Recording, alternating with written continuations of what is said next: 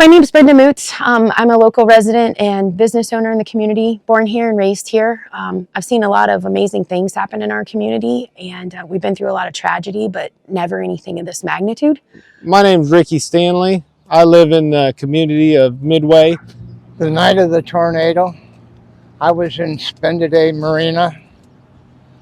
I cleaned down there, and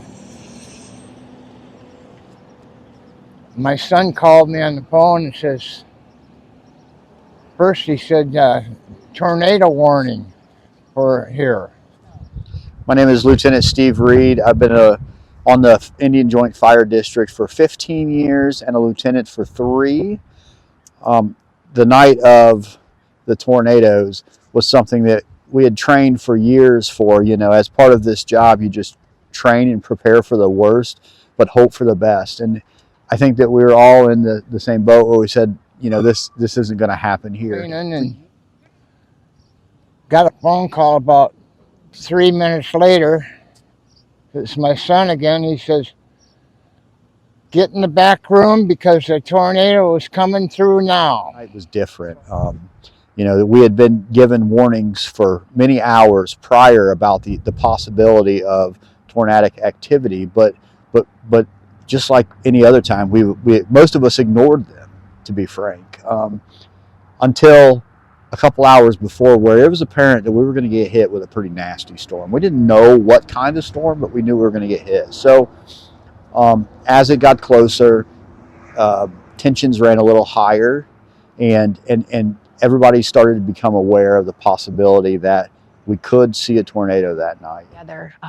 The part that was challenging for us in Lakeview, at least, we didn't have any ways to communicate. We didn't have any power. All the phone wires were ripped off, things like that. If your cell phones weren't charged, by this point now they're dead. So communicating was a big challenge. The internet wasn't working. And so you just kind of pull in people that you could find off the street. You start talking, and eventually things started, like more people came into town, good and bad, the night of the storm itself. I seen ceiling tile down on the floor, insulation, big thick pieces of insulation laying around. And I looked down on the one side and the big overhead door was missing. And then I started walking through the showroom more. And I said, boy, it's awful drafty in here. And I counted 8 big showroom windows, the big glass windows broke out.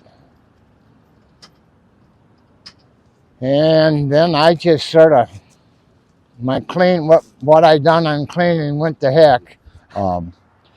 It was apparent pretty quickly that we had got hit hard, but I don't think anybody had the idea of the actual devastation that occurred that night.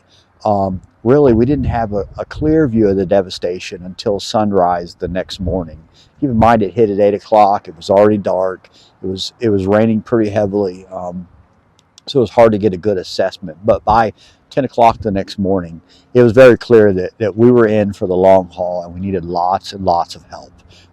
This wasn't going to be a recovery mission that happened overnight or even in days or weeks. This is months to years of a recovery process that we're going to need. Just started kind of cleaning up the best that we could so that more people could get through town, trying to get our law enforcement and our fire department around town, just working together to clean things up.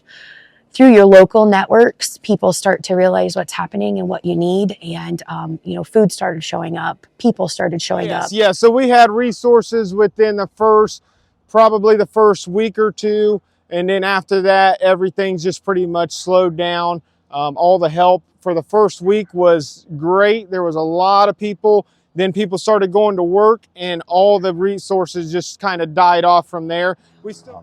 The thing that impressed me the most was the outpouring of love from local residents, from residents abroad, all of the organizations that immediately came forth to help in any way they could, including the United Way.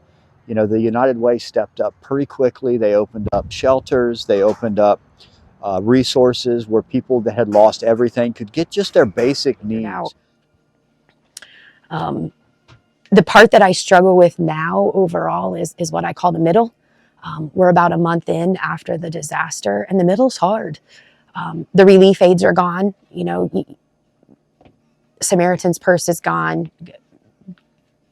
Everybody, like, right? Like, they're gone. Red But Cross is I think people don't really know where to go from there. A lot of them trying to go to motels through insurance, but that only helps you for a few weeks to a month, and from there, you know, they're lost, I think. for several weeks, our main road 33 was shut down. And so even though we had the multi-agency resource center set up in Russell's Point, it's only a couple miles down the road. If your vehicle is damaged or you can't even get out because most of our roads were closed, up 2 miles is a long way. And so we needed those resources here in Lakeview just as badly as we needed them in Russell's Point. And so when United Way got the go-ahead from the EMA to come over, that really made a difference in our community here locally, right in Lakeview. But at the end of the day, the United Way was still here. The one thing that impressed me about the United Way was they opened up a campaign, and United Way has always been very active in Logan County. The local businesses support them, they support the county, but immediately they opened up a campaign and said 100% of the donations was going to go to Indian Lake Relief. And then they started the campaign with $100,000 of their own money. 100% of that, every penny, will go back directly to disaster relief efforts. None of that goes to administrative cost. And I think that's very important to make sure that we spread that word and that we share. Everything in that disaster relief fund is for what it says. It's for disaster relief funds right here to our affected residents in our community. Recovery, right? Short-term recovery was easy. We had a ton of hands, but now we're getting back to a normal life, and there's very few organizations that are here focused on long-term recovery of Indian Lake, and I think that that's the part that's going to be forgotten over time.